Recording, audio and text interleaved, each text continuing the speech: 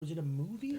No, it's a series. No, definitely never seen it then. So has it been recording the whole time, or has it been like clipped in and out? It's been recording. Just there was other shit. God, There's been other shit. This is going to be entertaining. People are going to be riveted. So there's a right? Why do I even listen to this fucking podcast? These guys are such amateur hour.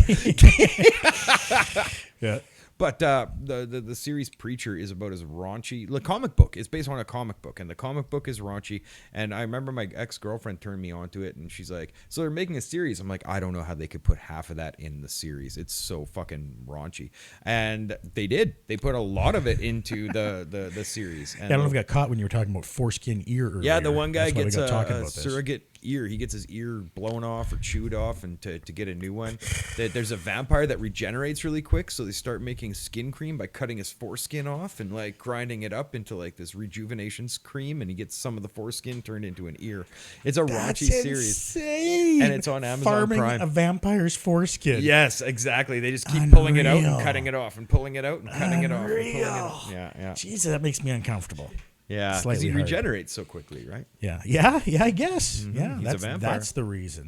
Was there anything else that would grow back, do you think, though, that they could have trimmed off? Yeah. Like he needed an ear, right? Yeah, well, that was just one thing that they built, I think, out of Oh, they all just of the figured this is the foreskins. building blocks of everything is the foreskin. It's Yeah, like a yeah. 3D printer, but They make a good foreskin. amount of money. They start a corporation based off of like the rejuvenating cream that they're getting from grinding up this guy's foreskins. God, I thought this was going to be a short story. No, this is like a major plot line. Oh, it is. It's a subplot. Yeah, no, and that's just People it. just call it like the Vampire Foreskin Show. What's that called again? The Vampire Foreskin Show? Preacher. Yeah, it's pretty raunchy. It's Wow. you should check it out if Who's you in get a it? chance. Anybody I know? have no clue, and that's what I like. It's have you ever seen the show The Misfits? There's one of the characters from The Misfits. It's like an English Okay. Yeah. No, I've never seen it. I know it exists. There's but- this one cocky Irish guy, and he Classic, plays the classic me, virus. by the way. Yes. I've never seen it, but I know it exists. It's the story of my life. Sorry, Cockney guy. Cocky Irish guy. Cocky and Irish guy, yeah, and he plays the vampire. The first couple seasons, the foreskin thing comes a little further, but the first couple seasons, he's just kind of a shit disturbing maniac vampire, and like he's kind of like a rocker dude who ends up partying and like gets in trouble, and like I don't know, he gets in trouble in the middle of a plane, and all these guys realize he's a vampire, and he's like, fuck it, and he beats the shit out of him and just jumps out of the plane. You know, what's going to happen? I get crushed, and then I regenerate, and okay, I need a drink, you know, and he's an alcoholic, so, you know. Maybe I'm a vampire. Yeah. With none of the benefits and only all the downsides. The classic pull the pin and slam yourself into it at high volume. How do you get out of this? Is it through physical harm? Done. Let's just jump out of the Put moving me at vehicle. risk. Shoot Yeah. me a few times. Yeah, put me in the grave. I'll figure it out. Shit.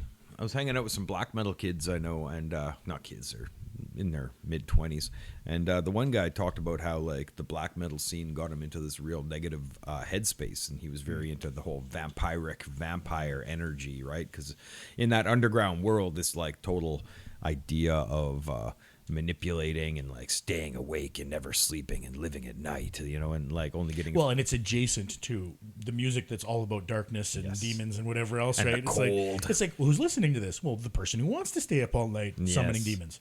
Well, exactly. I had a roommate, and I he think. just lived in the basement, and he just was a basement lurker recording his like black metal album, like solo, kind of like me with my Oi stuff. I think but that's why like lots of the again, I'm not like some black metal aficionado, but it sure seems like lots of the good stuff comes from very dark countries, like people that got winter for 7 months of the year, like ourselves. that's very interesting. Like Norway, Scandinavia, all of that. They don't say, "Hey man, that's cool." Black metal, that's cold.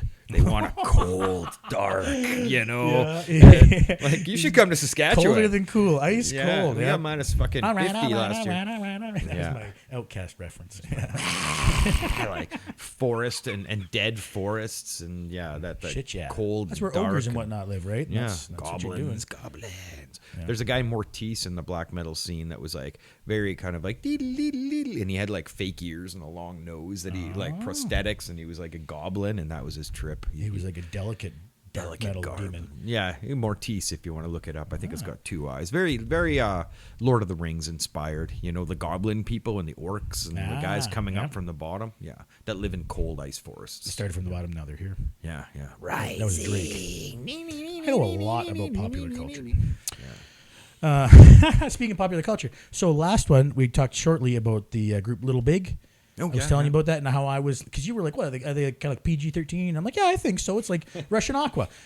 turns out I was wrong. They are not PG-13. I was digging a little deeper into the old rabbit hole. Okay, and so what's funny is I ended up coming across this guy doing a YouTube series of reaction videos, just 2 Little Big videos, and he was kind of doing what I was doing on my own because I'm like, oh, what's this one and what's that one and this one looks like it's older, and having kind of the same reaction as I was, where it was like the first time I'd heard, because they did this song called one called We're Little Big and one called Punk's Not Dead, and the first time I heard both of them, I was like, what the fuck just happened here? They switched bands out on me? Like, there's no way this is the same thing.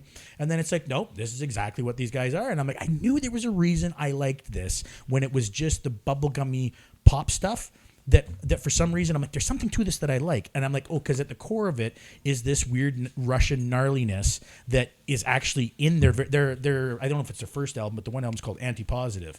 And that's the whole really? fucking thing. Anti-Positive? Anti-Positive. Their 2020 banger was Fuck 2020, and it's a Christmas theme song. Like, it's got jingle bells and shit, and it's very uplifting and very like high tempo, you know. But so then you start listening to older stuff, and it's actually got like them playing instruments, guitars, drums, real kind of what was the one there was at one point I was like, this really reminds me of I want to say like Tool or something, but like something a lot more industrial and dark and still really driving almost like dance beats, but with like heavy riffs over it. And I was like, I fucking love this. I don't know where this came from. Like, this is what I like. But yeah, so no, it turns out definitely not the same thing. And like, and after I started paying more attention to their music, because you'd said that, like, PG-13, I'm like, well, yeah, so like somebody's kid could listen to it. And I'm like, no, there's none of this that's like fucking, that's like super kid friendly if they understand the music and shit is. You're like, yeah, okay, it makes sense. But like, as soon as you hear it, you're like, oh no, never mind. Yeah, super dark. Oh yeah, like lyrical content, or yeah, but it's all bubblegum. It's a very bubblegum. It's kind of my favorite thing, like, because I love like upbeat kind of punk rock songs that have really depressing lyrics.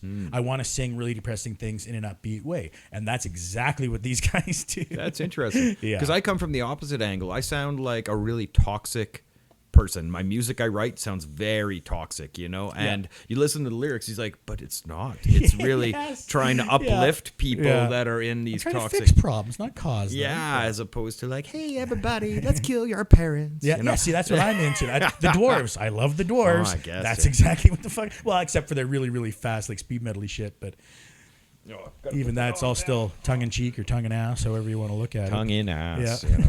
Analingus. So yeah, Little Big.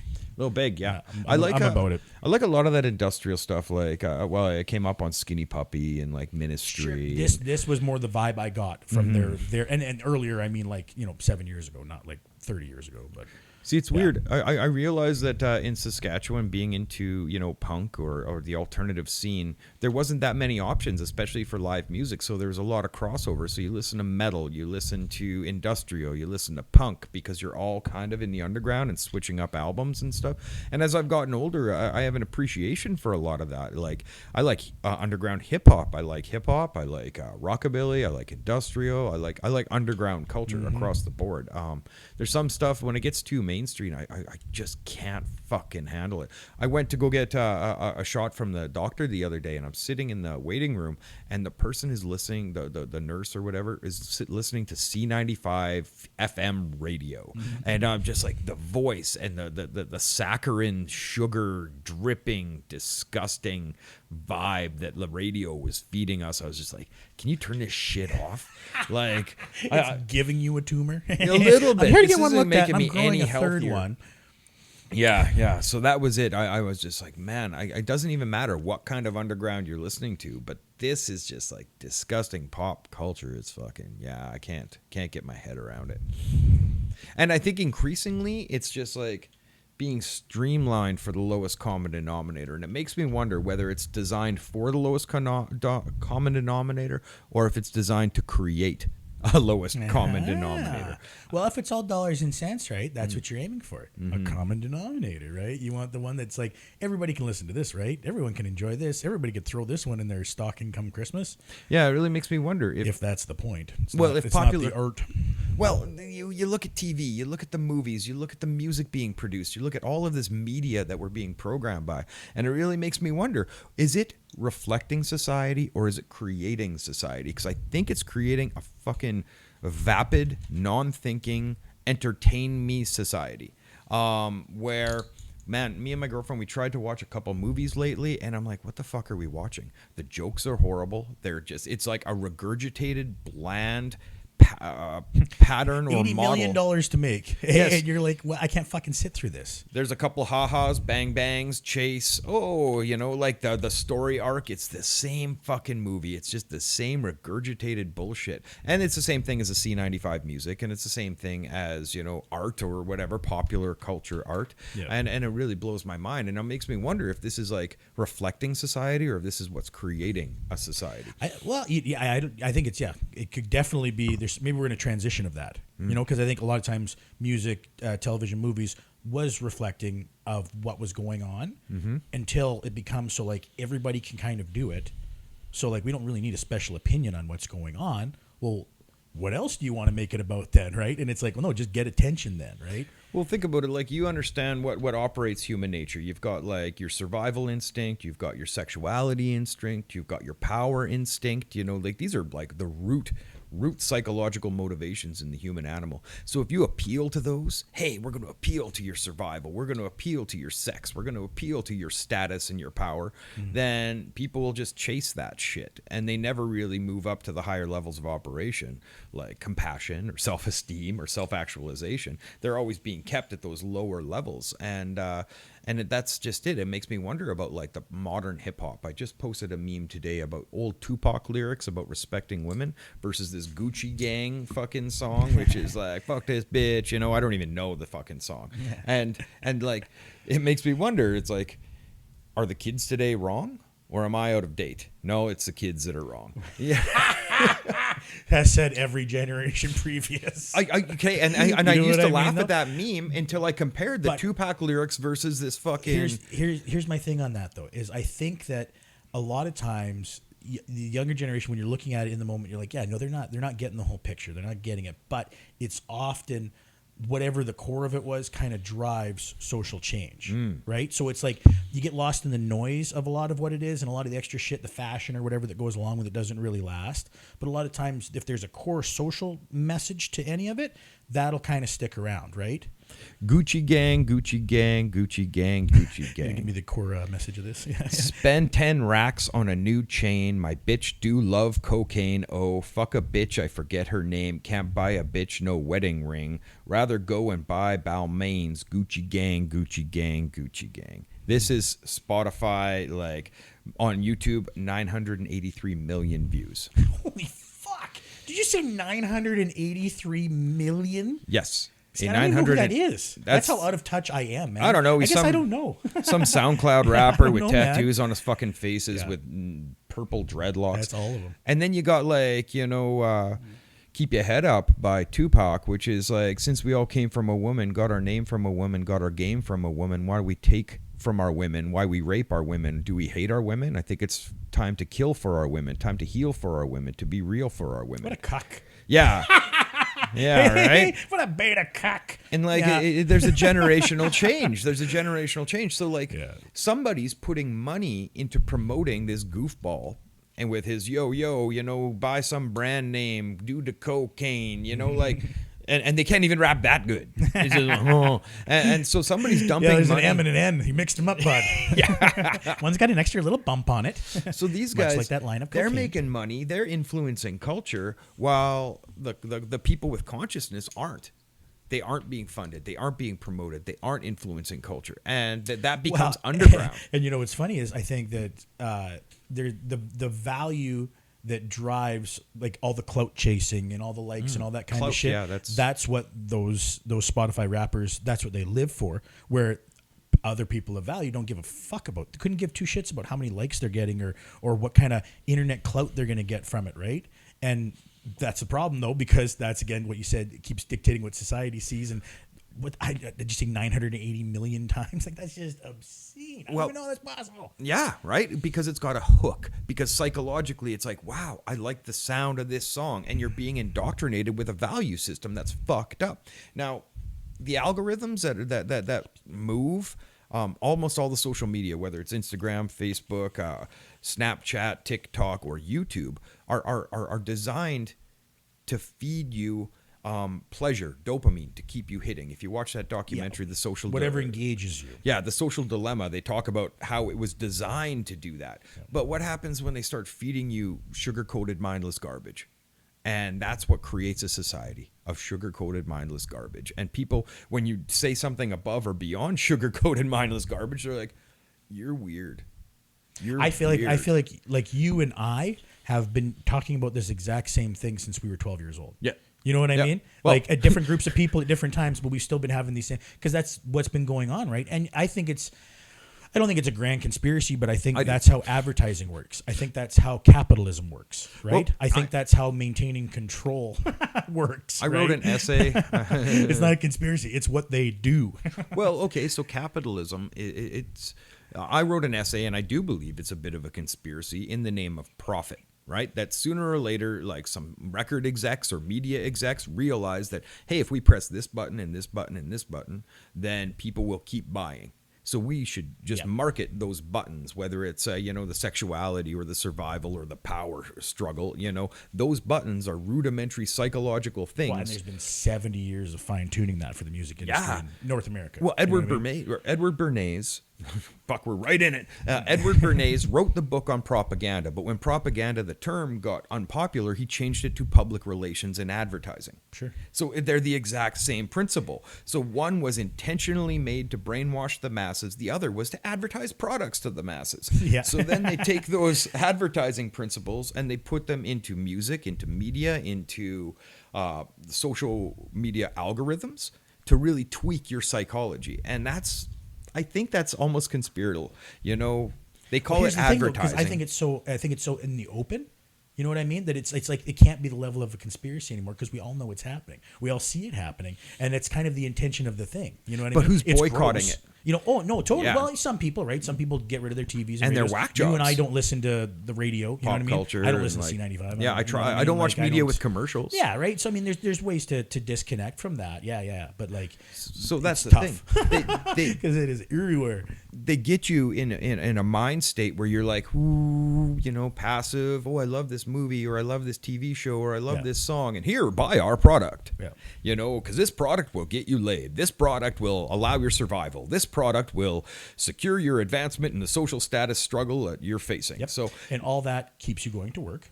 Because that's the point. Yes. It's not just to consume. You also have to keep up with the Joneses. Something so somebody else can consume, right? Well, Ted Kaczynski.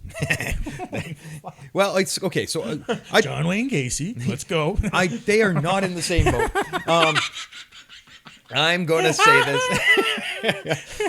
So okay. So I talk a lot about vital accomplishment. What are we doing to accomplish a legacy, to create memories, to create in this world? Well, in his industrial society and its future, Ted Kaczynski calls that the power process. Once upon a time, our I like vital accomplishment, right? So once upon a time, our vital accomplishment was from surviving. I secured food. I secured shelter. I secured safety. The comfort you felt was a full belly and a warm fucking fire at the end of the day. And I've accomplished this. I'm still fucking alive. It's dark out. I might not make it through the evening, but this far I fucking did it. And I felt something from that. That was my survival was vital, and it was accomplishing. And I know where everything I earned came from. Every piece of wood, the fucking fire I carried over from last night, the animal I ate, that's all me. I did that. So as that's been removed and we've grown into a system of culture and complacency and a society of luxury, our vital accomplishment has been robbed from us. So we have to find alternative forms of accomplishment, whether it's accomplishment at work or, writing music or creating art. That's an artificial vital accomplishment. But now it's almost like that entire game's been twisted. So people aren't even creating. Consumption becomes the vital accomplishment. Make content. Yes. Right? Well, it's not make valuable content. It's not make intelligent content. It's make content. That's every YouTuber advertise your lifestyle. Advertise your brand names. Okay, so look at brand names, for example. Rich people, like real rich people, are wearing fucking a hoodie and like loafers and jeans. They're not all fucking decked out in Gucci and Louis Vuitton and Chanel. There's a certain mentality that has to play that competition game. Well, sorry, I don't want to jump in on you. Oh, yeah, but yeah. I did see something about that recently, kind of talking about just from the black perspective why there is a fair bit of that. That's racist. Well, it's not my perspective, but it was from their perspective of a black person, and that they said that part of the analyzation of that wasn't just to flaunt your wealth. Drip. Like drip. That was exactly the phrase they used, and then a bunch of other ones to relate it. They said, but it wasn't just to be audacious and flaunt your wealth. It was to show that you're the opposite of filthy. You're the opposite of a filthy animal. You're even your tennis shoes are cleaner than the guy's nicest dress shoes. Well, you know what I mean? Yep. That to them, that was the core of that's that. reclaiming power from a system that's robbed your power. Right? And I get that. I get that to a degree. But then they get caught up in what brand name you're wearing, how new are your shoes? Those are last seasons. And it's a cycle of corporate sucking off a corporate culture. Yeah. Right. Well, right. Just to show them to go fuck yourselves. Hey, go fuck yourselves, everybody. And again, maybe it's a flawed thing, but I thought that. No, was that makes sense. Because to me, that's how the mentality I had was it was just to show off all the time. And it was like, yeah, but who are you showing off to? Is it everybody around you or the motherfuckers that think you're an animal? And I was like, oh, yep. Okay, keep it up. So this is a rub it in their faces. This is a point of authenticity and vulnerability of me right now, where I'm very much in the same boat. I want clean clothes. I don't want ripped clothes. I want a fresh haircut because I came up from the bottom, and I'm going to prove to you that I can make something in a shitty society. I've always noticed that about you because I'm kind of the same. I don't like being dirty. Yeah. I don't. It's because again, when I grew up, that was a point of pride for everybody I knew to have the filthiest fucking hands you could. If you weren't filthy, you didn't work today. Yeah. Right. And even when I was doing filthy jobs, I would try to stay clean because I just liked being clean. I didn't have a lot of things, and if there were anything nice, I kind of wanted to keep them nice because who knew the fuck when I was going to get another decent pair of shoes or whatever, nice right? shit. And it's funny because I've noticed that about you too. And like, we'll be at events where you see people that are just like, we've had jackets for the same amount of time, but for some reason theirs is soaked in donkey piss. You know what I mean? And you're just like, no, it's just how you wear it. And it's like, yeah, it's also how you take care of it too, bud. You know, like. Well, I got my denim vest, and it's covered. Like, I think the only time it's ever been washed is when I took a pressure washer to it in a car wash, you know, and that's just the way it was. But it's to the point where if I wear that, it's betraying how grimy I actually am, or the roots that I came from. So I much rather wear like a flight jacket. I'd much rather wear like a decent pair of pants, some clean, polish your fucking boots, you know, have a sense of self-esteem about short, it. Polish your boots. Yes, 100%. Keep that flight jacket. Get that fade tight, and because you're saying I come Where's from your the goddamn suspenders. well, 100%. I come from the fucking bottom, but I'm not going to be destroyed by this society that basically makes me feel like a fucking asshole. Yeah, man. And that's how I came up. Like, it would be easy just to be like the grubby guy with the ripped jeans because I didn't have money, but I had to work extra hard to get ahead in life because everybody expected me to fail. And the drip, the hip hop community, that makes sense. Yeah. But I think they're lost on the fact that you just went a different direction with it, right? Because you're like that, and I'm gonna build my own fucking business doing the thing I want to fucking do. Fuck all you. This is my thing. You know what I mean? I think there's some of that too, and that's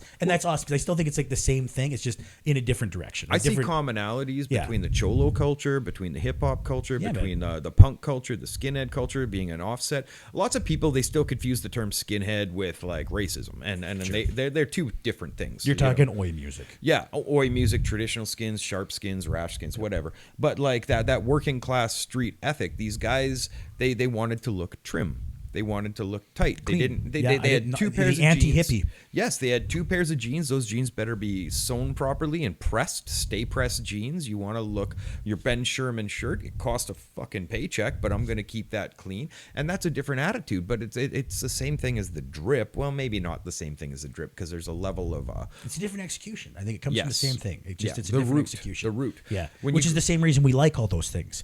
That's the inner core of deliciousness that fucking drives all those things. I recognize the reality of it. Real recognizes real. You know, you look at the cholos and like their pants have to be creased. Their shoes have to be white. Their white shirts can't have a single stain. They better be starched. You don't want to overstarch, but you know, and that's very much the same culture. But that being said, that's different than sucking off brand names. And That actually reminds me of a fucking. This is gonna. If you're fine with a slight detour right now, Yeah. this just reminds me of a bit that I'd forgot that I'd even recorded. Like because I'll record stuff while I'm driving or whatever when I come up with comedy bits or whatever, right? And this apparently was a dream that I'd had, and this just reminded me of that. And in this dream, I'm the star of a television show, but it's like really affecting my personal life terribly. Like it's putting a lot of pressure on me on the outside, and kind of because of what the show was about. And it was a time traveling show where I would go back in time and right wrongs of the past, kind of like Quantum Leap. but I'd have to do it with cocksucks. Oh, like that was the only way to get to the solution to this problem. Is I'm just gonna have to suck this dick. Yeah, bunch of guys. Right. So I'm the star of this show, right? So like one episode was doesn't sound like a show I want to star in. Was I had to go back in time and like track down Hitler at his incel stage and just like blow the shit out of him so World War II doesn't happen, and then like catch him in just pre-art school, and exactly. then like or just post-art school. Yeah, whichever he was they his most me incel. out. Yeah, I'd have to do some research better. before I figured it out. And then another one was I had to go back in time and find the asteroid that was going to kill the dinosaurs and then suck its dick. And then everybody's like, but asteroids don't have dicks. And then I'm like, no, fuck that. I'm going to find it. And then I suck this thing dry and I save all the dinosaurs. That could be like the new Avengers. Exactly. So it was tough. And it's a franchise. It was called Cocksuck Time Machine.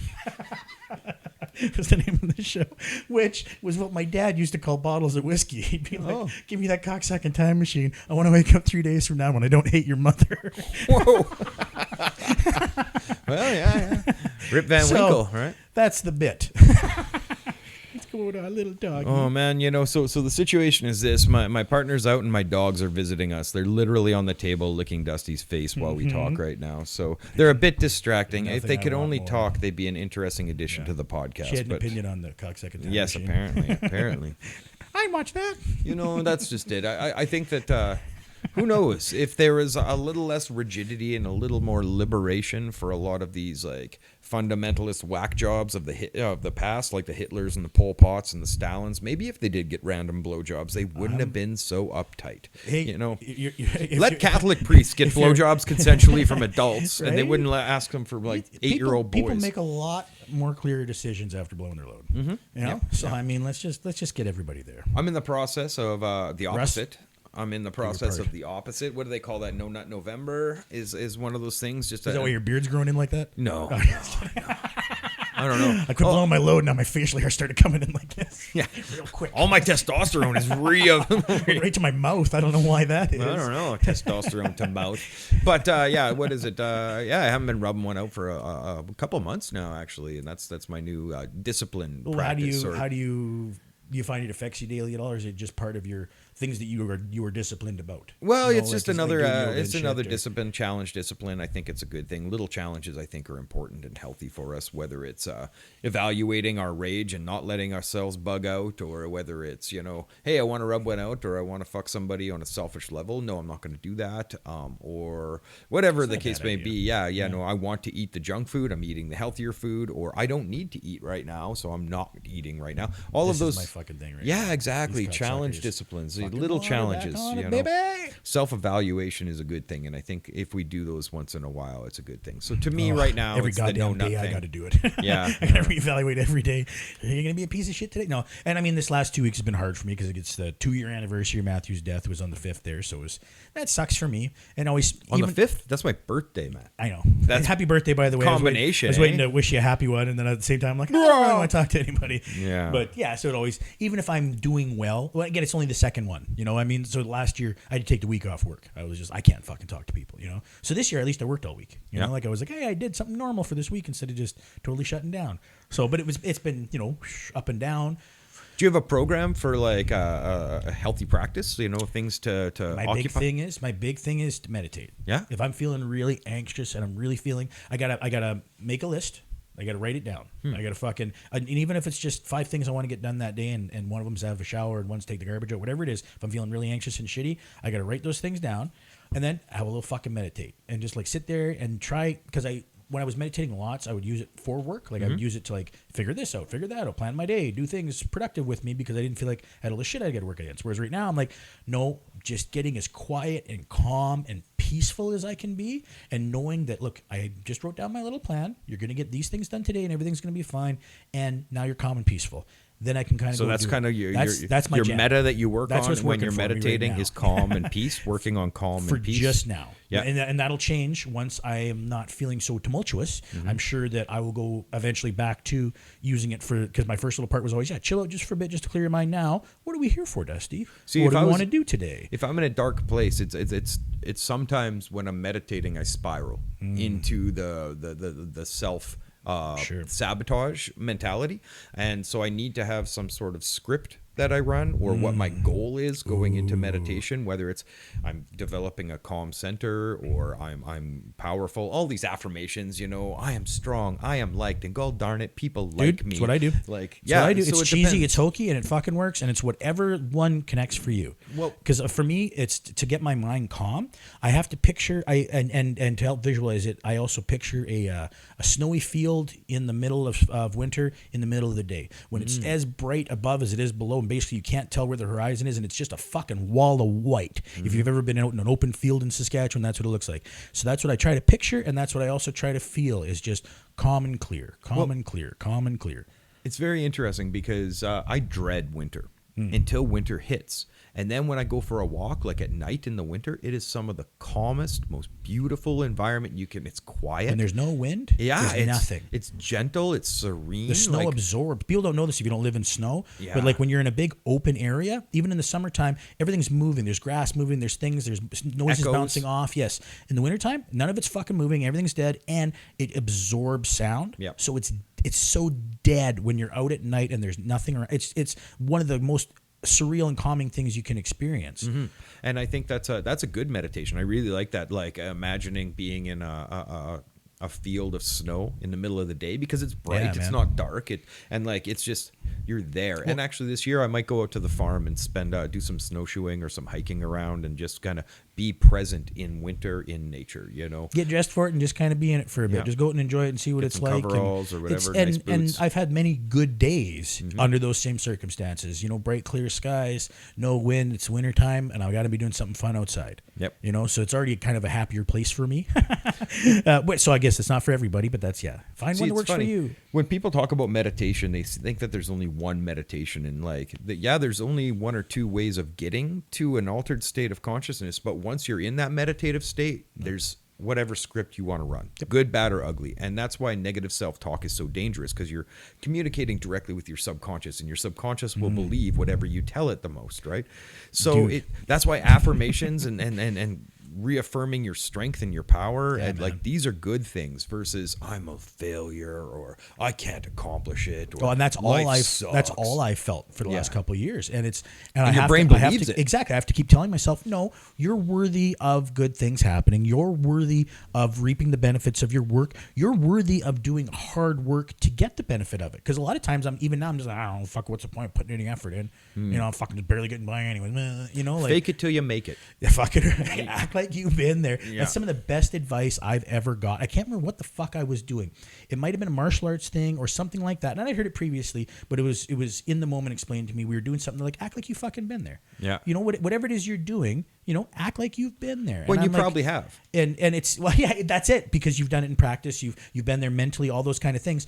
Don't act scared. Act like you fucking own it. And then when I'm conscious of that and I'm doing it in stressful situations and shit like that, smooth sailing. Everything just clears out. Act like you've been there. I'm like, fuck, I know what I'm doing here. What am I talking about? And nobody else knows better. Well, what is that?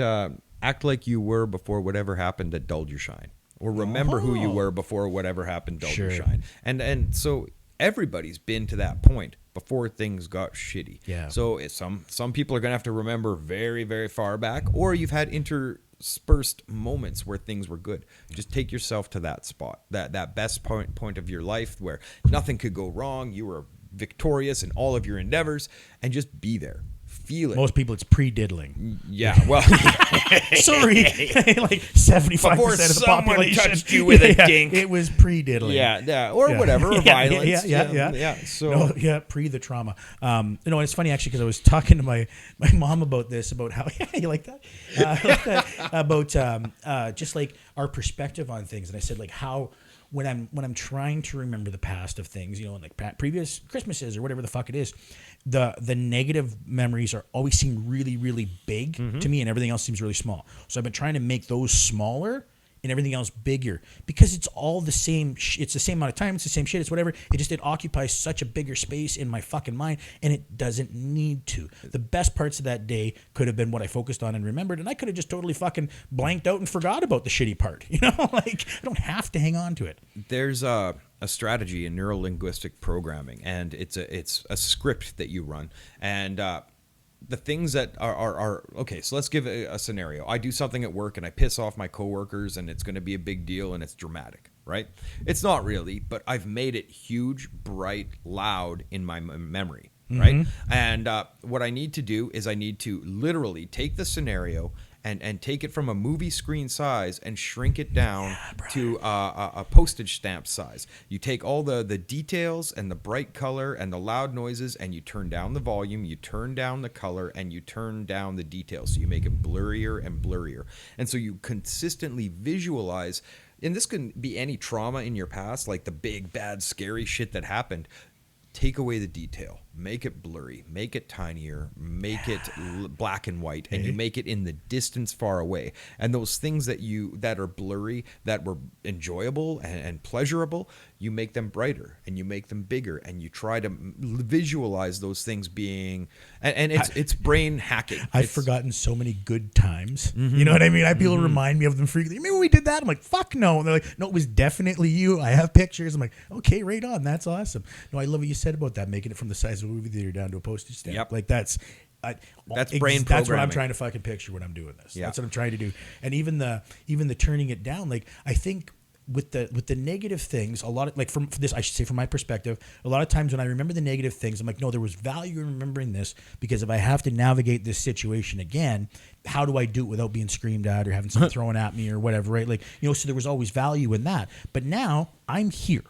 I'm not in those scenarios anymore. I don't have to navigate those fucking worlds. So I don't need that anymore. I don't need to know how to fucking react when my old man freaks out. He's been dead for 2 years. It's not an issue anymore. But that's the big things I remember, you know, like, so yeah, I'm again, working on it. I seen a thing with Bill Burr where he was saying, it was like, somebody asked him about going to therapy, and he said he went for a bit, but he said he kind of stopped after a while, because he said after a while, he's like, I could just only tell my shitty story so many times.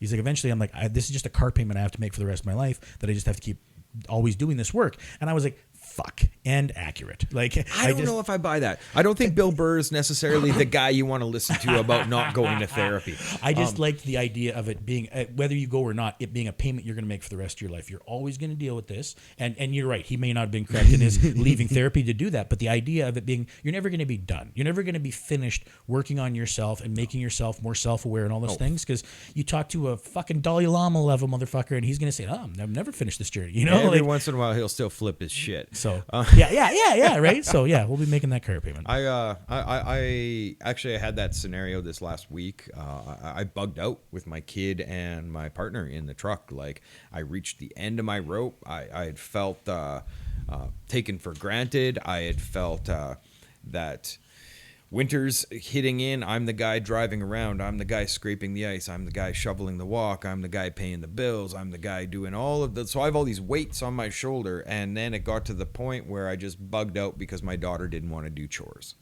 And then on top of that, my partner started saying, well, you know, maybe you're projecting some of your frustrations on your daughter here.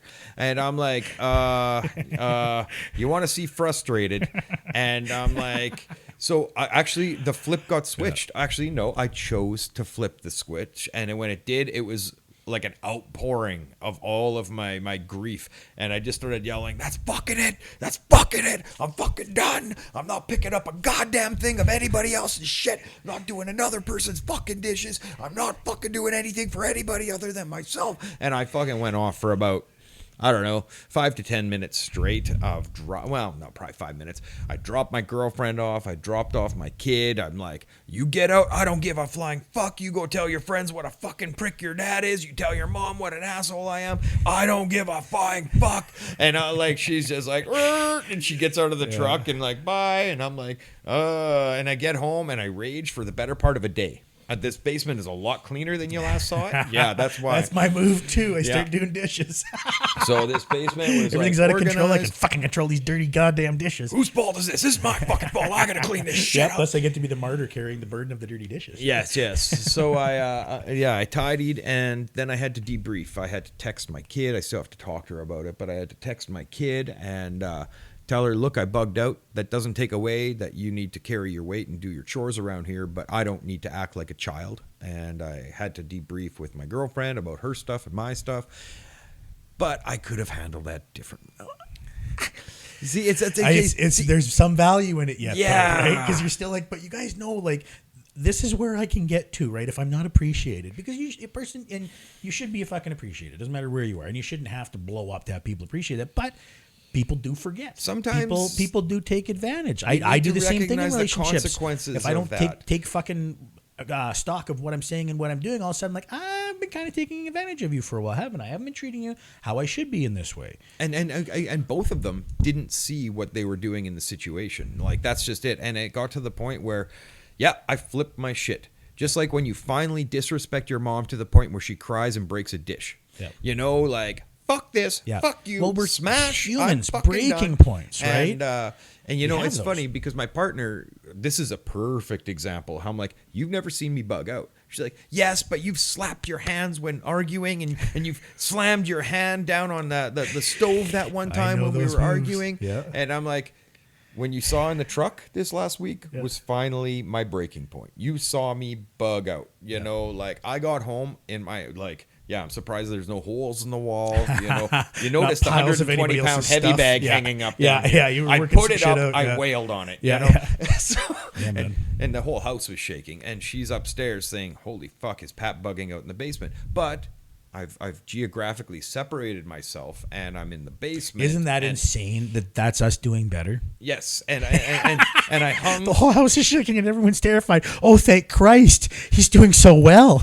I hung a designated heavy bag to lay into. It's not the drywall. It's definitely not my partner. It's definitely man. not my kid. I have all this coming out, but at Yeah. least it's being focused in a direction. So to And me, you can argue that, oh, I shouldn't have it, but I fucking do. Yeah, I'm well- sorry. This is, I have to deal with this energy. and I don't medicate myself. I'm not dumping like fucking pharmaceuticals in my system. I'm not dumping booze, weed, downers. I didn't run to any artificial panacea or whatever the word is to I think that's actually correct. yes, yeah, to take my pain away. I processed it the way I know how, as healthy as I know how. Yeah. It would have been easy for me to go get 12 beer and just start fucking pounding, or you know, God knows, you know. And then the some other end of the pills, spectrum is or 12 deep breaths when it happens, yeah. when you know the snap's coming, right? And again, it's... But the I- 12 I- deep breaths happen every day in my life. This Yeah, one, I fair just enough. like I really considered pulling over my truck and just like, you drive her home. I'm going to walk. That was my old man's move. Yeah, well, it's I better. have many childhood memories of mom slowly following him home somewhere. I'm not getting back in the fucking car. You might as well just fucking leave me here. Yeah, that was where I was at. I'm making that one smaller. Yeah, make it smaller. It's not a postage stamp, but it might be a letter. Well, and you know, that's just it. I got home and like the rest of the afternoon, I did the math on how big a movie that is in my daughter's memory now. You know, dad in the front seat flipping his shit. Am I in danger? I'm in the truck that he's controlling. He's kind of driving like a maniac. And if he's not driving like a maniac, he is being a maniac. He's letting everybody know exactly how fucking unimpressed he is with the situation in whatever language is coming out in the most easily accessible fucking... if you can imagine me, I was right? just fucking looking for the fucking word I needed for fuck's sakes. What do you want me to fucking do? Exactly. Yeah. And so that's going to be a pretty big movie theater in my daughter's head until I can probably try and debrief, maybe talk to her, you know, and add another part of that theater where... Well, and see enough good movies. Yeah. See a bunch of other good movies. Eventually, Add you start those forgetting ones, about yeah. that, right? But yeah, no, that's and it sucks. That's a shitty realization you have when you start looking at that and you're going like, fuck, she's gonna remember this 20 fucking years from now, isn't she? But I guess that's a part of me doing the self-work is considering the consequences of what I'm doing to other A lot of people how don't. it works. A lot of people do it and go, fuck them. Who cares? What, they're not going to get over it? They'll grow up. That's their response. Or my actions are mine. Yeah. I don't give a fuck if they affect anybody else. They're Yeah. outside of me, I right? see a lot of that. I see a lot of that. Yeah. Like the fucking, well, it's up to me. That's the political angle, right? Where you got the right-wing people. Here we go. The right-wing people tend to think I can do what I want, and if it affects you badly, that's your problem. And the left-wing people you should are have like, worked harder or pulled your bootstraps. we're all harder in or this whatever the fuck together, you do. but then they don't really have the accountability. We're all in this aspect. together until you misgender me, you piece of shit. Yes, or You're exactly. jobless, homeless, hairless, dickless. That's it. Right now, we're taking them all. Yeah, basically. Fine, they're all issues for me anyways. Yeah, Homes, hairs, dicks. I don't want any of them. I just kind of want to sit in the center and fucking try and be a better human being. Just you trying know? to get some fucking laughs, brother. Yeah. That's all I want to do is have some fun and not feel like everything weighs 9,000 pounds. That's valid. That's super valid, you know. And it's probably not great because it doesn't put a lot of drive and ambition into a person unless your drive and ambition is to have more fun. Well, you know, that's just it. I've been writing some music. I've been jamming with some people. People stop by and they help out with some riffs and whatnot, and that's pretty cool, you know, because I'm learning to play guitar. That's kind of cool, which I'm getting better. And my brother shows me a trick, and I come back and I'm doing leads now, and I'm like, ooh, look at check me you go! out. Little feather in my cap. I'm standing a little you're taller. You're a fucking artiste, dude. Yeah, and you got that's that artistic fucking working mind and nimble fingers. I seem to think that that's just it. I'm a creative individual, and you know, working on my creativity through winter when we get in the lockdown phase. You know, whether or not the government, it's not a health order, it's nature's order that you're staying at home. You know, I'm not a sled guy. You know, I'm not a snowshoe guy. So maybe I need hobbies that I can do at home and when stay warm through the winter.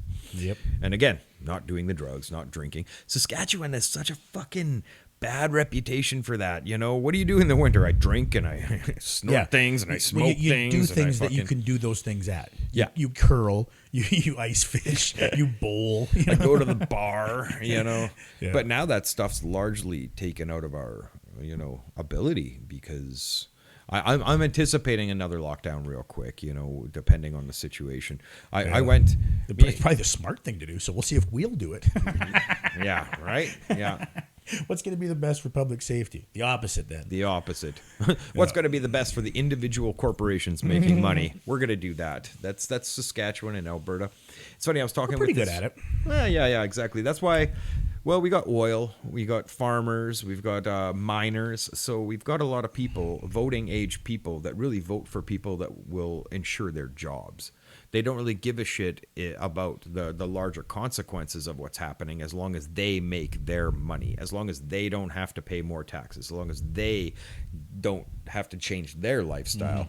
Everybody else can get You know fucked. what's crazy is they also wouldn't if we just tax like the richest people appropriately. Very good. But they think they're always attacked by that. They're like, well, you increase taxes. I'm You're rich. going to drive my taxes up? You know, and you're like, nope. I'm rich. You're not who I'm talking about. You're not rich, bro. If I know you, you're not who I'm talking about. Yeah, if you're yeah. hearing this, you're not who I'm talking about. Exactly. If you're reading it on Facebook, you know. It's the guys that own that shit. The Whoa. CEOs of that shit. What was it? I saw this thing. I think it was like the World Health Organization or something like that said that, or a World Food Organization, something. They said that Elon Musk, if he donated, I think like 2% of his wealth, could eliminate world hunger. So he went on Twitter and he's like, okay, you give me the strategy and I'll give you the $6 billion. Yep. I just need the checks and balances written out in advance, and you show me how my $6 billion is going to fix. I saw world. that. What happened with it? Do you know? Maybe they're still working on it. I don't know. We better come up if with a it was plan, 'cause we me- talked a lot of If it shit. was me, that's the first fucking thing I would do. If we seen that tweet, I'd be like, let's get a bunch of nerds in here and fucking, well, and like, I assume that there's already a plan, right? Well, they say there is. Maybe there's 10 plans, right? It's like, what's the most viable and how does it make it work for each individual area, I Yeah, guess. the But emperor of the planet will give us some money. I'd forgot that I'd seen that. Well, fucking, you know what though? That's a funny response to that, and it seemed truthful to him too. That he's like, yeah, I'll just give it to you. What do you want? Like, Yeah, you need to show how people it's keep telling me I can do that. Okay, well, that's not what I do. I do making goofy shit, and I try to go to space, and I'm making these electric cars. You want me to feed everybody in the world? Okay, well, you tell me how to do that, and I'll pay for it. Beautiful response. Thank you. Yes, let's do it then, folks. Tell him and hold him accountable. I from Elon's point of view, me being a billionaire, no, Absolutely. I see these guys as just shit talking little fucking muppets. Like, oh yeah, 2% of his wealth would, you know, okay, here, give me the plan then, and I'll give you the 2%. And like, I think that's just it. They got called out on their bullshit shit talking, and It could be, but like he's on the spectrum somewhere. I don't know if he's Oh, got yeah, that that guy's level of fucking straight up Asperger's or- vindictiveness with that shit, where it's just more on its face. He's just like, oh, okay, people keep saying that. Sure, tell me the plan. Okay, yeah, You know, yeah. that's the vibe I got. But again, Well, what I the don't fuck think do I that's know? just it. Yeah, yeah. I argue with people on I don't Facebook think on other he people's was- posts. What do I know? Do you? You're one of those Oh, guys? dude, I got into one today. It wasn't like a serious argument, but it was just like it was ongoing, and it wouldn't even bother me if the guy hadn't written like a fucking paragraph to like for his initial response. I'm just like, So we're getting into the well, essays. dude, you don't even know. Like, and again, it was about COVID bullshit, and I made some mention of Dunning-Kruger, and I was like, even a link to the definition of Dunning-Kruger. I think I was guy. I was like, I think this may be of interest to you, and then he comes back with his answer, and I'm like, dude, I just judging by your answer, I'm pretty sure you didn't read that article or read that definition. And he's like, well, I don't got time to read an article. I'm like, but you wrote me one, so I don't know, but. Yeah, you're too dumb to know what you don't know. The So dumbest I can't- person in the room thinks they're the smartest because they're so dumb they don't know what they know. Yes, that's a good point. There's a fuck pile of that going on. The brother. other element of Dunning-Kruger is that the smart people in the room assume everybody else is smart enough to get what they're talking about.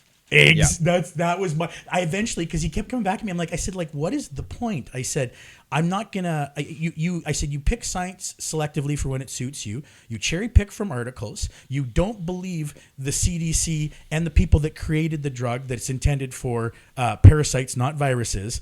But so why would I continue? Why would I try and change your mind? Yeah, you know, I you just- don't want to be changed. I would like you to read what Dunning-Kruger is, understand it, and then come back to me later, maybe, or don't. Just go live your fucking life. The COVID debate specifically isn't worth the free rent in my head. And Totally. Facebook became that across the board. My brother just told me, and I fucking burst out laughing. My brother intentionally started a debate on a science post saying he was a flat earther. And then he's like, well, fuck, how can there be discs out in space when we can't even prove that the Earth is round? And this guy fucking like, what? I saw that the other day, Yeah. and I was like, in my head, I'm like, either somebody hacked his account or he's fucking. He did it on purpose. Graham hit his head, and he started playing the "I'm a flat earther" and just so trolled funny. a guy, a random online on purpose. And that's all I think. It's like people want to argue. And Yeah. okay, Well, so, again, I wouldn't even have commented if he hadn't come. It was a mutual friend of mine. He'd come aggressively Yeah. on his comment, being like, "Well, you don't know what you're talking about," blah blah blah. And I'm like, dude, it's for parasites, not viruses. That's because his whole argument was it won the Nobel Prize. You know, it won the Nobel Prize and it's for people. I'm like, yes, absolutely. So I included For getting rid of parasites. I included the link to nobelprize.org from that day, their press release, and how it says parasite in it about 30 times. Never once mentions anything for viruses. So you know, maybe there is some also use that there could be, but that's not what it's intended for. And they always get offensive. They're like, well, they said it's a horse dewormer. That's not what it is. I was telling him on the way in. Even Joe Rogan's like, hey, a doctor gave it to me. He never said my doctor gave it to me because he had to go find a fucking doctor somewhere. And yes, you can use it for human shit, for parasites, and they'll give human it to you if you shit. fucking want it and you're going to pay for it. Doesn't mean it does fuck all. So anyways, that was the end of that because I couldn't anymore. I'm like, I'm not trying to convince you, but there's no way to. Because Okay. right afterwards, sorry, he got into Georgia Guidestones on me.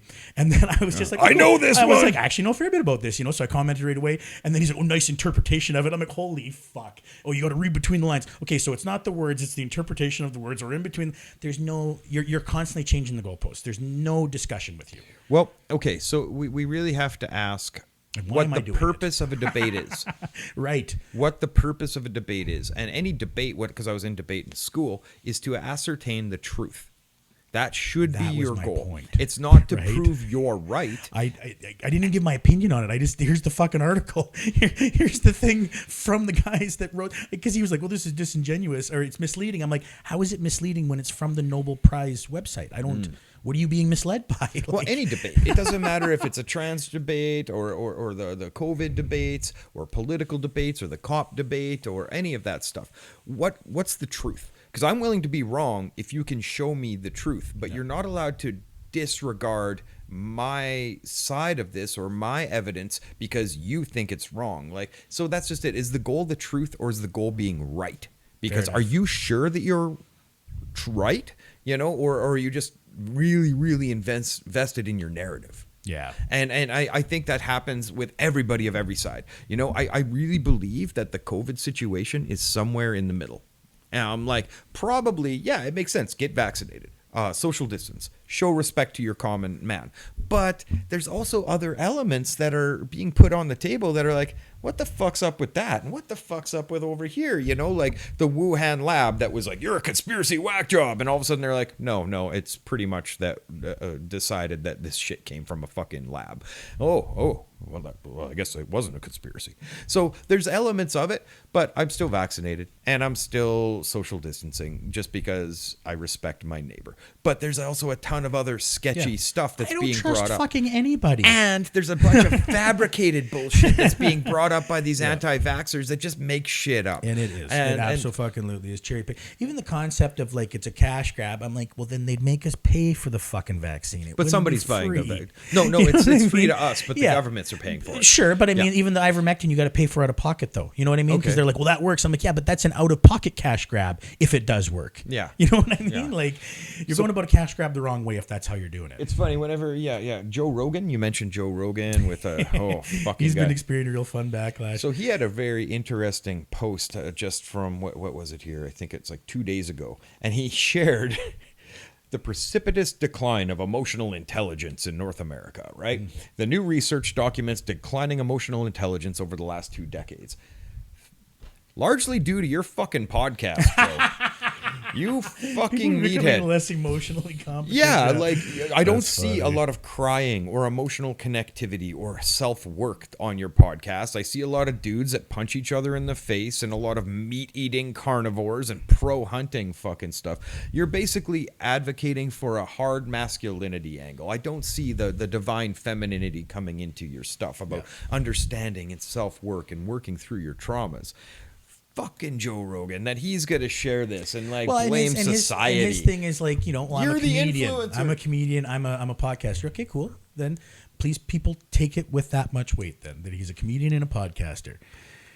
His podcast, I say, is as influential as something that a news source to a lot of people. And that's why and again, this is the whole controversy about him getting COVID and then him taking ivermectin, and then he said, well, CNN reported that I was taking horse dewormer, and that's not what I was taking. It was given to me by a doctor. And again, in his terminology, he never says his doctor, he says a doctor. So he found a doctor that would give him ivermectin in the human dosage. In the human form, by all means, absolutely. Doesn't mean, and he took a slew of other shit that was all paid for out of pocket along with it to recuperate from this thing that he said earlier, I'm a big, strong guy. I work out all the time. I take all the vitamins. Even if I get it, it's not really going to affect me. But then he still had to take all these things afterwards to recuperate. So it's just showing some of the hypocrisy in that. And then they, on mainstream media, mention it. Yeah, the ivermectin, the horse dewormer, you know, they say that because it is not people that are of Joe Rogan's wealth and intelligence even that are going to their different doctors to find someone who can get them anything with that name on it. They're going to the thing that says the fucking name. That's why there was a 700% increase in a bunch of different southern states in poisonings rate when they first started talking about this shit, because that's what people were doing. And they're going, well, no, but when you use it right, yeah, absolutely. When you use it right, they're not. So to the lowest common denominator, you have to keep telling them, Trump said the don't same go shit, take though. the fuck. Well, again, lowest common denominator, you have to keep telling the guy who looked into the fucking eclipse twice. The president of the United States. You can't tell me what to do. Represents the lowest common denominator of American That's what culture. I'm saying, right? So that's what they were doing with that, and then he tried to paint it like they're trying to besmirch him and make him look like he doesn't know what he's talking about. And it's like, holy fuck. The whole point is to get people not to fucking poison themselves at home. The whole idea is to not have people die. Yeah. Die from a disease. Unnecessarily from piss poor information. Not lack of medicine or fucking access to it. Piss poor information. Well, it's interesting. There was an operative from advertising that got into the Russian politics. And this guy, I'm pretty sure it's Operation Infection. It might be some other stuff. You could take a look, and I forget his name, but he got into advertising, or he was in advertising, and he got into Russian politics and game theory and stuff. And he realized that if you inundate people with enough contrary information, they get so confused by the information smashing them from all the different angles, they just become complacent or apathetic. And that's kind of where I am with the COVID situation. Yeah, give me the vaccine, fuck whatever. I just don't want to hear any more fucking screaming about it. And that, it doesn't matter that they're just being lied to from like one portion of it. A lot of people will dismiss all of it then. That's what because happens. they've been lied to so much by one portion of it. They go, well, then they must all be like that. And you're Well, like, how do you know which news sources to trust when you can start like all of them are editorial? We're doing a podcast. There's so much fucking editorial bullshit in news nowadays instead of just this happened at 6:30. This is what happens later. It's the opinions and pundits and that confirmation bias and echo chamber that people love. That the algorithms love to feed you the stuff that you agree with. So if your friends like this podcast, our podcast, they will recommend it to people who also like the same things as you or the people that you hang out with a lot. Like and that's a crazy attitude that a narrative is being pushed towards people. But, my girlfriend might be getting the narrative of all of her hippie, crystal wearing people. And I'm getting the narrative of you and the bastards and the oi bands that I follow. And, but luckily I'm crazy. So I've got media coming from all over. It's not just one fucking narrative. And I really worry about that. So people that are liking Joe Rogan are also going to get recommended Ben Shapiro, are also going to get recommended Jordan Peterson. Are going to get they're going to get recommended. That small face dude. They're going to get recommended all of a very specific narrative, and that narrative is very convincing. And then they get supplementary material from YouTube or tweets or groups on Facebook or whatever, and that's their worldview.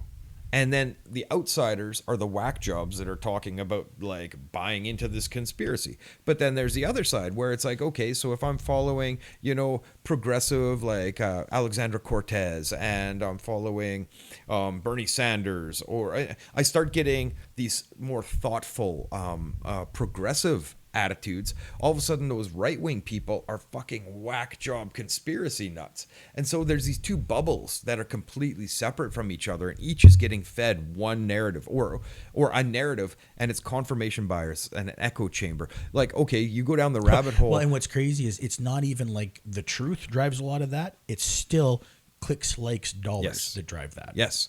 Clicks and likes are dollars. Yeah. The more you can engage with Instagram, the more they can advertise things. And every time you click on, hey, I like that product, bing, they got their advertising dollar. Every time you buy a product that they think that you and your group of friends will like, you just did it. I went to this place in town called Crazy Bins, right? Fucking what a gong I've show. heard about it. It's nuts. Like they get fucking, I don't even want to advertise it. But the reason I went there is because Facebook advertised it to me. Facebook said, we think you might like this chaotic environment that this place has, because I follow a bunch of chaos theory and chaos magic pages, which is like kind of like radical interpretations of traditional religion. And these people, they have great conversations, but that word chaos came up in the article that you go to Crazy Bins, it's fucking chaotic. They just have bins full of shit, and on this day it's $25, this day it's $20, this day it's $15, and then it goes down to $1. And by the time you get there on the dollar day, it looks like people rummaging through a dump. Like literally, those, I'm there for it. Yeah, that sounds great. And it's interesting, and it is chaotic, and it's like a treasure hunt. You could find like gold chains and laptops and cell phones for $25 on the first day. But so I was a victim of that same consumer kind of like, you might like this. Well, maybe I'll go check that out. What if you went there and it turns out it was your favorite place in the whole world and you're there every week trying to get all the sweet deals? So that confirmation opened a whole bias. New world for you. But no, if you enjoy that, you don't enjoy that environment. It's only, no, I did. But did you? I went on the dollar day.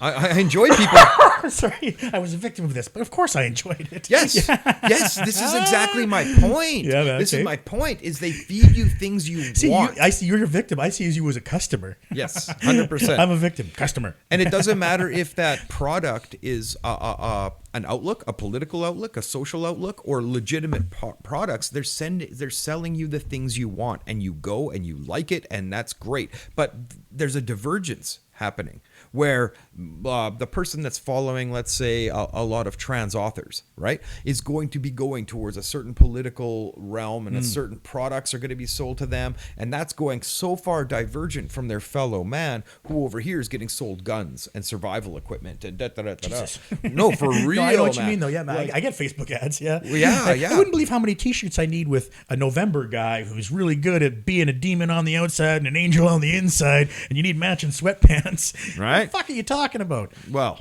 man, okay, so on some of my websites, if I'm on those a lot, I'm going to get advertised sex toys and, all kinds of, happy, fun kitten unity kind of stuff, right? Oh, we're all like the same and blah, blah, blah. And then the other one, it's like, you need to survive the apocalypse because it's coming down now. And like, so it's cool that I'm following all of these different groups and these different narratives and these different models of thinking, but I get to see. If I'm on this page a lot, all of a sudden these guys are going to start advertising me. Oh, you want this, you want that. And if I'm over here, oh, you need this, you need that.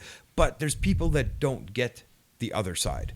They only they are don't, living. They don't ever look for a balance. They just stay in the echo The chamber. Kyle Rittenhouses See, and versus that's the my thing. Is because Antifas. I'm aware of this kind of stuff, so that I'm like, oh, okay, well, when it's happening and it's benefiting me, I'm fine with it. When I see it negative, I'm not fine with it anymore, and I don't engage. But a lot of people don't realize that. When you see somebody who disagrees with you, suddenly it's an enemy.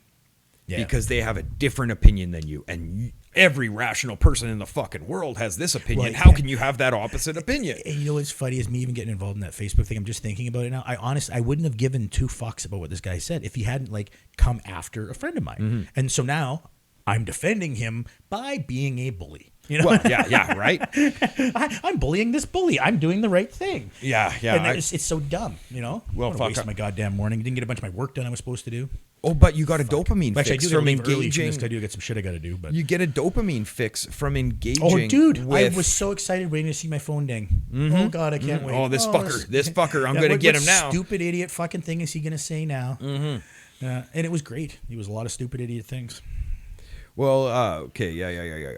I'm writing again. Standard Bearer isn't the most politically correct band. We're not politically incorrect, but I'm gonna call a spade if I see it. I don't know if I'm allowed to say that anymore. Again, right? Am I allowed to talk? I don't know. I think if you're talking about a black person, you can't use it. But if it's an actual shovel, it's fine. I thought it was a card. Like this is a spade card, right? I And think it I'm was a calling racial term. Well, maybe. But- Calling a coon. But No. basically pick something. Look at this coffee cup. You know what I mean? Well- At some point in human history, we're using it to call somebody, what a fucking book this guy is. You know what I mean? Like, we're using it derogatory in some manner. Well, I was told that a coon dog is now a racist term. Well, it's a raccoon because it was for hunting raccoons. It wasn't for chasing black people around the plantations.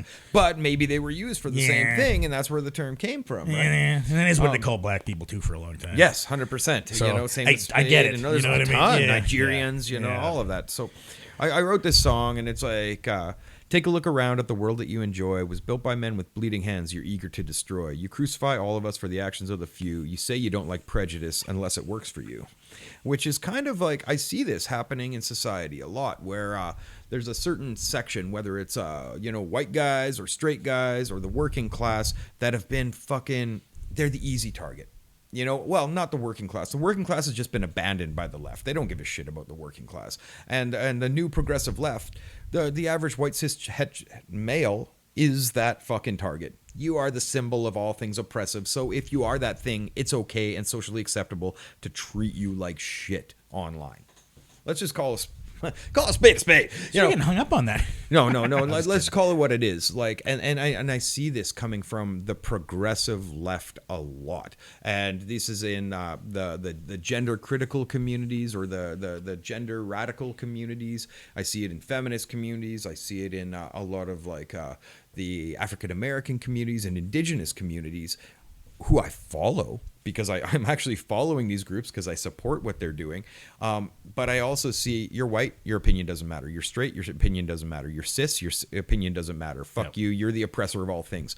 I learned. See, but to me, though, I just take that to them. You know what I mean? When somebody says that kind of shit, I'm just like, oh, to you, okay. You're an idiot then. If Okay. you're that narrow-minded, I don't think they speak for society. They You know speak what I mean? for a large section for some and chunks an of it, I'm sure, but, increasingly like- powerful section. See, that's just it. But I because think they're- they'll correct themselves because you've seen it too. We've already seen it start where it's the loud voices like that. Eventually, people that are actually trying to do positive good within those groups get fucking sick of it and are like, okay, look, you can't keep derailing our fucking thing for whatever crazy bullshit you're doing, because a lot of times that's what's added onto it. It's attached to a good core message. Like you said, you follow these groups because you believe, and then somebody's going to come in and be like, well, by the way, look where I can do this for a bit, and everybody tolerates it, and then they go, okay, you know what? You're a radical. That's Get the enough fuck of out. blaming these fucking. And it might take years, and we may never see the end of it. But I think that shit works in cycles.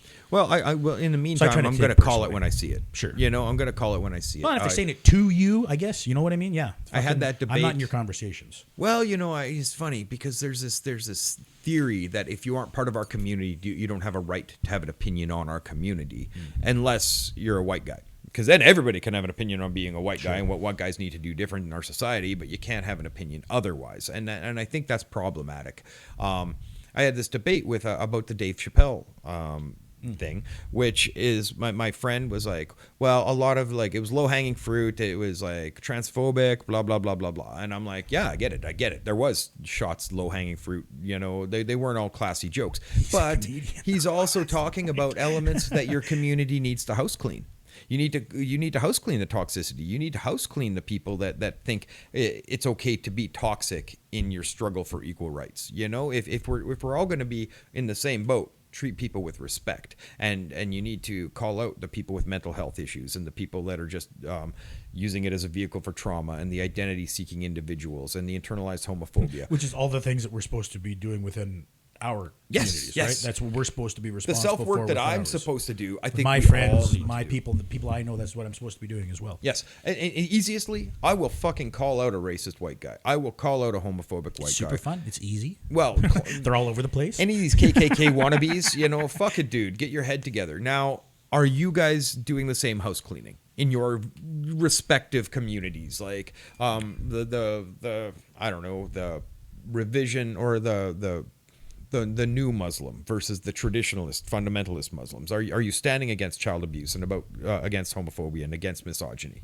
Because these are my values. Well, And it's the same thing you expect of the current Catholics. Yes. Hold your church responsible. Yes. Hold, if this is your faith and this is who you're going to follow, you should hold them to the standard they're supposed to be, right? Yes, and I hold white guys to that same standard. Are you standing against homophobia and child abuse and misogyny? Are you not being part of the problem? So I got to quit fucking hearing about how guys look like me are part of the problem. Yes, Please these stop are- doing it, guys.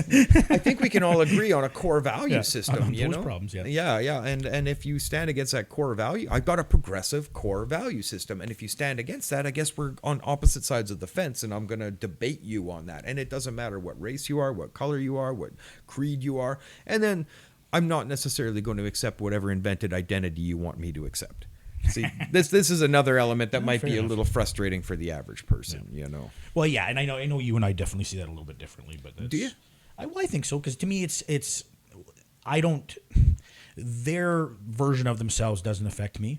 So to me, it's the same as someone changing their name, as far as I'm concerned. Because unless I'm engaging with them on some way where it'll matter physically, it really doesn't matter other Okay. than just how I refer to them. And if that's what makes them comfortable, I don't give a shit. You want to change it next week? Whatever. I keep going through this. Like even the old ladies has got family members that are going through puberty that went from their gender fluid to their now they're bisexual to, you know, they're going through these things, and I'm just like, okay. That's cool. That's them. That's what they want to be. That's fine. And if that's what if that's how they would like to be referred to as, okay.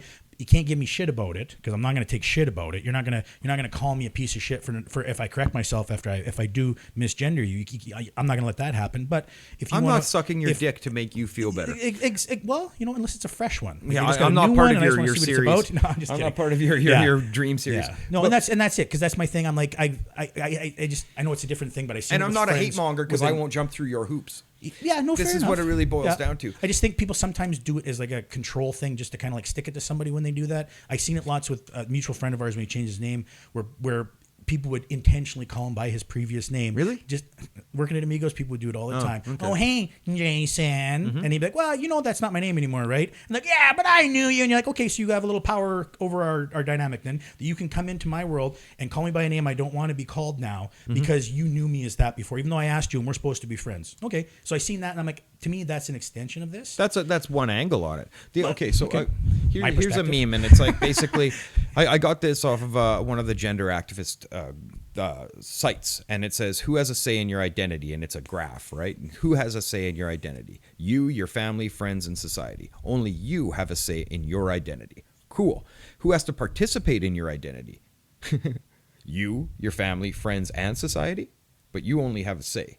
So I get to say who I am, but everybody has to participate. No. My thing, only you have a right to say your identity. Cool. And only you have to participate in your identity. If other people choose to participate in your identity, fucking A. But you have no right to say you need to participate in my worldview any more than an Islamist has a right to come to Canada and say, no, you have to accept my value system here. Yeah. I don't agree with that. You can live your life according to your, like, as a strict vegan, you don't have to participate in my ethics. Those are my ethics. Well, see, I don't have a right to tell you how you need to be eating. And that's what I think it is. I think it's all varying degrees of interaction. If we're two different sides of a crowd and you're just going to try and tell me what your version of reality is, no, I don't have to fucking agree to that. But if we're cousins or we're best friends or we're coworkers, maybe I do have to agree to your version of reality just to continue that relationship. But if that relationship isn't consensual. I agree. I agree. That's not. That's why I'm saying it's different. It's different from you screaming at me saying I have to, and us actually having a relationship, and then me choosing to do that. You know, and if I don't value our relationship enough, and that's worth so much value to you, that all of a sudden we're not cousins anymore because I won't call you by what you want to be called. Then that's the choice I made, and it's unfortunate. But I mean, that's not everybody has to fucking get along. And I mean, if it then translates into violence and shit, that's a whole nother level because that's always the next step, right? It's like, yeah, but if they're going to think like that, well, then they might try and kill me too. And it's like, if they don't accept my value system, then I should impose it on them because otherwise they're going to hurt me. Now that's the cornerstone of imperialism. Yeah, right. And I stand against imperialism across the board. I don't have to accept your politics, your value system. I choose to have my value system. And if you come at me and you denigrate me or you dox me or you try and get me to lose my job because I won't accept your value system, we're going to have a real problem. And that's when heads clash. That's when headbutting happens, when rams run into each other. Yeah. Because I'm saying that I don't share that value system. And it's cool. You can have your value system. I have my value system. We choose to operate differently. But if you start telling me whatever it is, it doesn't matter if it's a religion, politics, gender, whatever, you need to accept who I am or you're oppressing me.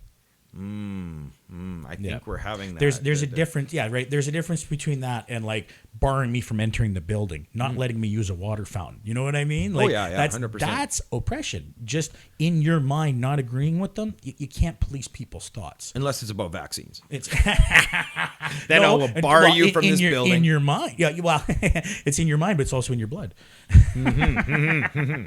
See, and so we're living in some interesting times where that's the thing. If I don't accept, let's say Allah is the only God and Muhammad is his prophet, I don't accept that as reality. You can have that as your reality. No, I don't think you understand. You need to accept my reality or you're an apostate and I have a right to fucking hurt you.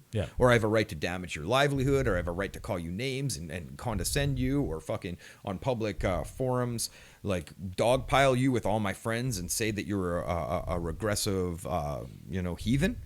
Oh, we're going to have a problem. Now, if you replace the Allah and Muhammad is his only prophet with whatever gender I choose today is valid and you have to accept it, all of a sudden you're a transphobe and the society will consider you a bigot and I'm going to like cost you your job or cost you your livelihood. And I see this as being very parallel, very parallel. Well, and I think it's such a new thing that because again, it's not always just. It's not always righteous. These people aren't always fucking racist. You're calling out and you're making them lose their jobs. So I have no doubt that I can see in the very near future where if there's going to be repercussions for doxing people because people keep doing, and it's not just the left. It should be a the crime. Right does it all the fucking time for politicians they don't like. It happens in the States where there's people outside people's fucking houses threatening them there and their kids, that kind of shit. All the fucking time. So it's eventually somebody's gonna be like, look, you can't just keep maliciously and knowingly going and putting people's information out there with the intent of this because it's never been a problem before. We've never had a place where you it's a new crime. You it's a new just form get somebody's of violence. information and go put it on a fucking post-it board by the post office and then fuck their life. Could. You could, but it would just be for that community. Right now, it's like no, the whole world can get in on it. So it's I can see there being a development of that, like libel laws. You know what I mean? You can't go out there and slander somebody and then again release their because I don't even know how that is fucking legal. Like I don't know how you can get somebody's personal information and especially because usually I don't know how you get it legally. even at the start of it? How do you get somebody's personal information legally, and then the releasing of it seems like it should be illegal to me too? So well, the maybe we're deal there is as if people you start posted it on a prosecuting public forum, like lots of people have their place of employment on Facebook, they have their place of, you know, their families, pictures of their families on Instagram, Yeah, I stuff like guess, that. yeah. That's Yeah. public access, right? Yeah, as soon as you get on Facebook, they own it. So if it's a picture of your house with your house number and street address and back, and your employer and all of that stuff. And see, it's funny. I joined this anti-racist Saskatoon group, and I was involved for a whopping like 2 weeks because I saw the movement in this group of people. Go get 'em. And over the smallest fucking thing, like, I don't like how this person talked to somebody and he's a racist, so we're gonna out their business, and we should put posts on their business reviews on Facebook and Yelp that it's run by a racist. And I'm like, do you have any proof? Like, really, do you have any proof other than you not liking this guy? And they're like, well, we don't need proof, he's a racist. And I'm like, fuck this. Yeah, you man. guys are fucking reactionary. This is the freedom of speech side also, right? We should be able to say what we want. And it's like, you don't know the rules then of freedom of speech? People can be fucking racists. They absolutely are legally allowed to be a racist. You can't spew hate in a way that's going to cause violence to other people, but you can absolutely dislike whoever you want to dislike. It is not illegal. It sucks. It shouldn't be, but it's not fucking illegal. Well, I get feedback from people and they're like, oh man, that stuff you say on that podcast is pretty fucking out of line. And I'm like, what? I've got 50 hours. If you want to go back through all of our different media, we got 50 hours of me discussing exactly where I stand on all of this stuff. I'm not a racist. I'm anti-racist. I'm not a fascist. I'm anti-fascist. But I'm willing to expect accountability from those that I agree with. Yeah, just because you say the same. Again, this is the same. You're on my team bullshit that I hate from the other side. I hate that. Oh, you love the rioters. I guess we're just the same, right? Oh, well, if you hate Nazis, then we must be the same, right? And it's like, no, I don't fucking know you. You probably got a bunch of other weird shit about you I'm not into. Well, and that's just it. Just because we were part of the fetish community doesn't mean I agree with your politics. There's certain things that I just don't like, and there's certain things I don't Get to fucking know me. You want to know what I'm about. How about that? And then as soon as you disagree with somebody, you must be a bigot because you didn't agree with that thing that I said was real. And I'm like, yeah, I don't know. I just it doesn't hold water to me.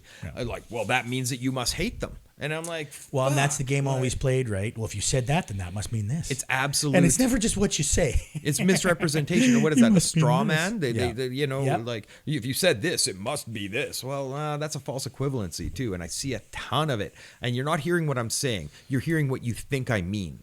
And that's one of my biggest issues. And that's one of the reasons I quit Facebook. Excuse me. Sorry. It's one of the reasons I quit Facebook. It's one of the reasons I fucking... I write my songs. I write my essays. I fucking post my pictures. And if you don't like it, I'll delete your fucking comment. And like, that's where we're at now. I'm not engaging. I just deleted like 4 Nazis from my one profile. And I deleted 3 leftists from the other one. Like, there you go. Sorry, I'm not left enough for you. And I'm not right enough for you. Fuck all of you, you know? Yep. Yeah. Hey, yeah. But middle ground. I'll still listen to Screwdriver. Because I like the and I listen to DMX, and I listen to all kinds of shit, right? Well, again, how do you have a balance of opinions and views when you're stuck, like you said, in the fucking echo chamber, when you only listen to the same shit that pushes the same bullshit you already fucking believe? I listen to toxic underground music from all people. Yeah, man. Yeah, all people. I fucking love. I don't listen to much hip hop, but I fucking love Run the Jewels. Yeah, it's as hip hop as it gets. Yeah.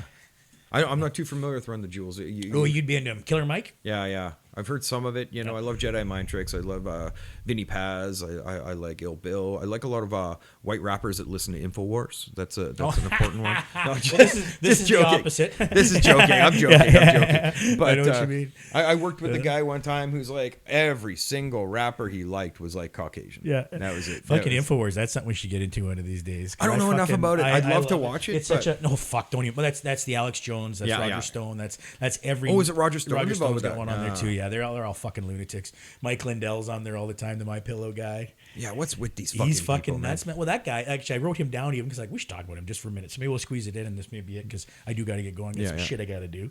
But so Mike Lindell, the My Pillow fucking guy, you've seen him on TV with the mustache selling his fucking pillows, right? In 2017, I think it was, he ends up going to this national prayer breakfast, which is run by this group called The Family. Yeah, there's a great documentary on Netflix about them. Beautiful. I'm so fucking glad you know about this because I forgot most of the details about The Family, but that there's a documentary about, so Mike Lindell goes to this fucking prayer breakfast. He's brought there by Stephen Baldwin, The I don't know. actor Stephen Oh, okay, Baldwin, yeah. like Alec Baldwin's brother, like the stupid Baldwin. Okay. So he brings him there, and apparently they have some sort of like transformative experience with somebody who's fucking there. They bring in like a higher up from the group, and they have some experience where it kind of opens his eyes, and all of a sudden I don't know if he's a born again Christian or what he is, because previous to that he was a recovering crackhead, and this is well documented, Mike Lindell, and but he had a fuck pile of money, and they were even back then like I'd seen things talk about MyPillow previously being like, like it's like one of the only real American manufacturers. Like they make all their shit here. It's an American company. They sell it to fucking Americans. Most everybody else ships the shit overseas and gets it made. Mike Lindell's done it here and made a fortune actually after being a recovering crackhead. So he should be like an inspirational fucking story. But he's also a fucking moron and easily susceptible. And that's what these guys do. They would find these big money morons, bring them to this prayer breakfast, get them convinced to be part of this thing. So that's why he thinks he has an inside track and he really knows what's going on, because he's the most convincing liar I've ever seen on television, because he 100 fucking percent believes what he's saying. He's not lying. He really thinks that they stole the election and worked with Hugo Chavez's company, that fucking Dominion, and all this bullshit he's spewing. Yeah, I know nothing about that. And none of it's true. It's all being disproved, and not just debunked online. I'm talking in fucking court. Like he's got a 1.6, I think it is, $1 billion lawsuit against him by Dominion, the voting machine company that he defamed repeatedly for the last fucking year. So, but again, this guy, he's just a big money dummy that this family wanted his fucking money in there, and so now they're bleeding him dry. And I guarantee fucking, because I mean, it's not been good for his company's sales, and that's how he made his money, was selling fucking pillows. And if he can't sell pillows because he's a nut job that nobody wants to hear from anymore, and he might have to liquidate his fucking company, because when he loses this court case for defamation, he doesn't got $1.6 billion. I guess that's it. You fuck around the wrong way, you just lose money. Yeah, that's it, right? And we're in the middle of watching this Nixium documentary about like the sex cult, and they would go out of their way to recruit high profile, high money people, because then they could use them in advertising. If you get actors and actresses, then you could say, oh yeah, come on down. And big money people can hire the lawyers and will defend you and have like an army of... We can deflect legally for 100%. Years if we have to. And as that documentary goes on, that fucking guy that ran that Nixium was a real degenerate, like a ridiculous degenerate. At first I'm like, well, there's just a self-help cult that got the bad rap. No, that guy was a piece of shit. Yeah, he was a real piece of shit. Yeah. All right, so it's 5 p.m. We've been here for an hour and a half, give or take. Boot that. Almost 2. All right. I gotta go. Yeah. Yeah, it's my mom's birthday, so we're going to go do supper. All right. Nice. Happy birthday, Mom. I'll catch you on the flip side. Hopefully this will be out in a couple weeks. Flip. Yeah. Peace out. All right, bye, guys.